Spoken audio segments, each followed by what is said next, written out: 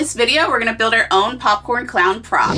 First, create an aluminum ball. Now, it doesn't have to be super round. Cover it with some white foam clay. Made some teeth to dry and also made pieces for the upper and lower jaw. This is just a starting shape. Your clown probably looks more like a duck right now. Build up the areas and give it a little more shape and add some cheeks. Now it's in the pigment dragon stage. Did this in a couple layers, letting it dry in between. And you're gonna wanna smooth it all down with water. Painting the mouth with some pink because this is gonna be harder once the teeth are in place. Pre-made a tongue and got that painted and put it in place. Add fresh clay along the mouth and start pushing those dry teeth in. Now that's drying, let's tackle the neck. I started with foam used to insulate pipe.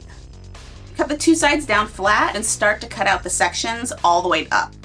Take a heat gun to the foam. This is gonna smooth out some of that texture. To smooth the rest of it, I use thickened prosade. Then, let's get some aluminum wire and twist it with the drill and pliers. This is gonna make the wire stronger. Use this to puncture the bottom of the head to get that wire attached. Add some foam clay to build up the area between the head and the foam neck.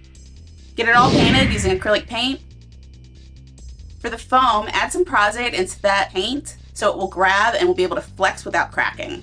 Ended up shading with an airbrush. This of course is totally optional with your own piece. Finish up some hand painting. For the bottom, twist the excess wire to sort of a foot shape. Get a popcorn box and add the clown. You're gonna wanna add some weight to the bottom to stop your prop from toppling over. In this case, I used some decorative rocks I got from the craft store and apply some colorful hair. Applying this with some prosade row by row. Some spray gel, a trim, and now he's styling.